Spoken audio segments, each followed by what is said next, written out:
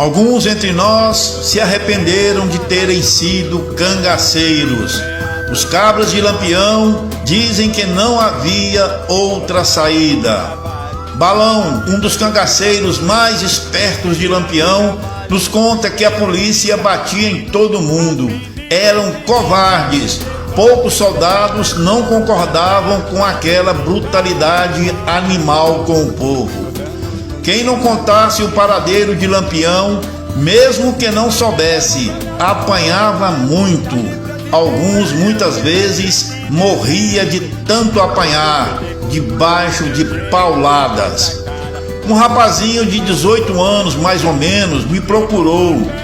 Ele sabia que eu era valente e disse que admirava a minha valentia. Disse que sabia que eu tinha brigado com soldados. Então ele me disse: a polícia bateu em mim, no meu pai e na minha mãe. Bateram feio mesmo. Meu pai ficou meio aleijado das mãos e dos braços. O velho chora dia e noite de tristeza, de não conseguir se vingar dos covardes. E eu prefiro morrer se eu não lavar a honra dos meus pais. Estou com uma faca atravessada na garganta. O que eu faço? Me ajuda, Balão, pelo amor de Deus. Então eu chamei o rapaz. Sentamos em uma tora de árvore caída à beira da rua. E ali eu disse a ele: mocinho, preste muita atenção no que eu vou lhe dizer. E ele disse: sim, senhor.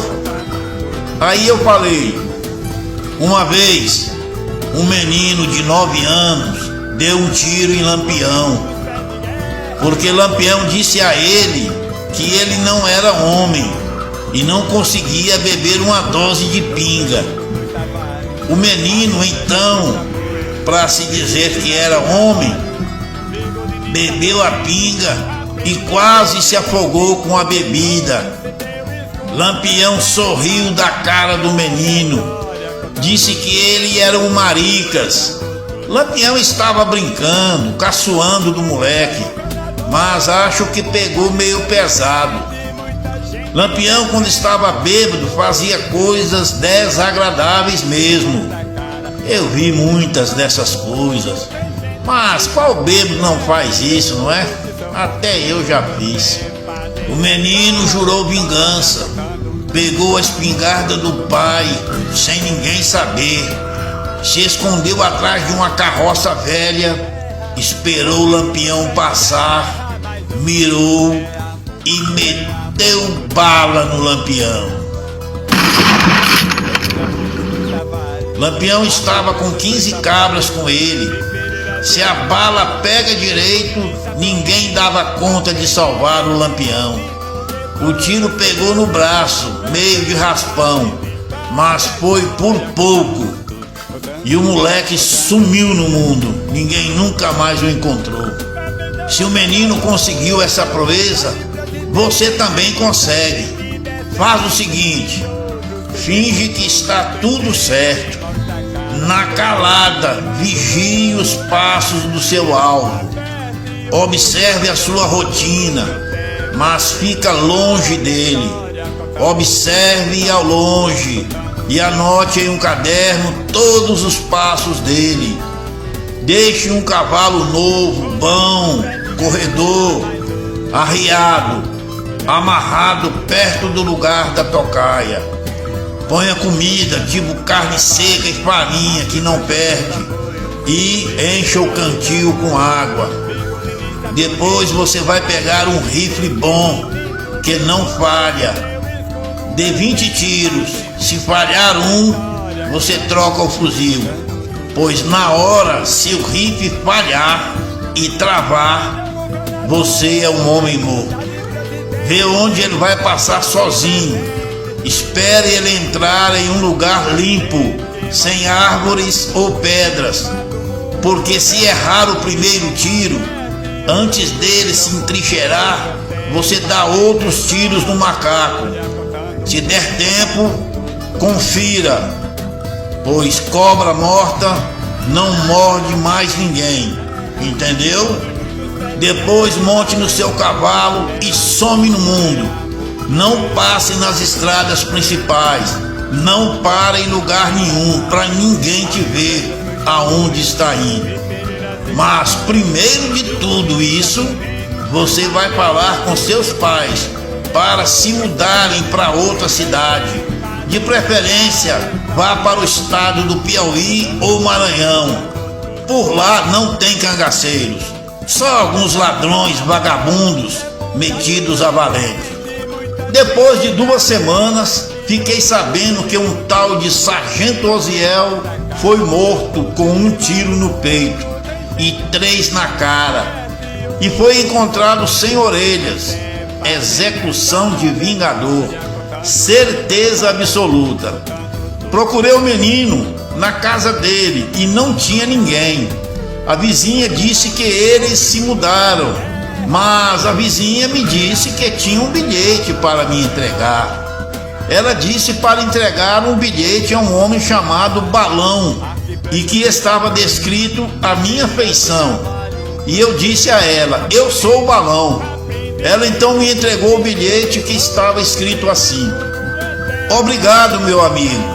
Lavei a honra de meus pais, mostrei as orelhas para o meu pai, que chorou, mas dessa vez não foi de tristeza, foi de alegria. Quando ver esse bilhete, estarei a caminho com a minha família para aquele lugar que o Senhor me falou. Que Deus ilumine os seus passos. Obrigado, meu amigo, para sempre, Balão. O rapaz lavou a honra dos seus pais. Fiquei sabendo de outro caso que um homem trabalhador teve que servir de cavalo para um soldado com esporas. Por isso, quem não queria morrer apanhando tinha que ir para o cangaço. Balão, entretanto, foi para o sertão por outro motivo. Engraçou-se com uma moça, amiga de Lampião, e alguns homens do bando quiseram matá-lo. Ele fugiu com outro grupo, e depois, quando esse se uniu ao grupo de Lampião, a intriga foi esquecida. Pitombeira fugiu porque um irmão e um primo carnal foram eliminados pela polícia, tentando fazer com que eles contassem onde estava Lampião, e eles não sabiam. Pitombeira disse que se não fugisse, seria despachados também, mas não antes de se vingar dos soldados que deram fim ao seu irmão e ao seu primo.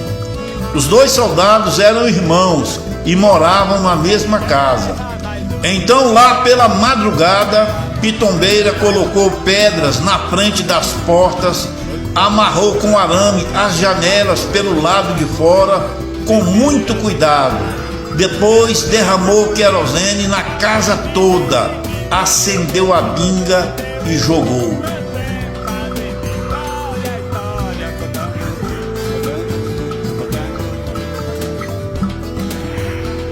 No outro dia, quando o fogo se apagou, restavam algumas brasas que insistiam em não se apagar.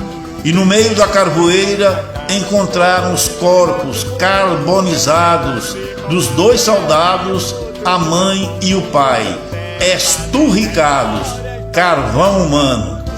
Depois Pitombeira, que já conhecia Lampião, entrou para o bando. O fim do cangaço foi mesmo o fim de Lampião, o líder que teve até 260 homens sob suas ordens. Quando ele morreu, o bando que chefiava tinha 36 cabras ao seu comando. Lampião, Maria Bonita e mais 9 cabras ficaram naquele buraco para sempre. Mas eu tenho minhas dúvidas. Balão conta como foi a fuga. Tive tempo só de pegar um embornal de subsistência e de balas, e quando a metralhadora engasgou, passei no meio dos macacos, e eu gritando: não atira, sou eu, sou eu! Enquanto eles titubearam pensando quem era esse tal de sou eu fugi. Vup! Entrei no mato e adeus, ninguém mais me achou. O presidente tinha espalhado aviso em todas as fazendas para Uai, seu app de vídeos curtos.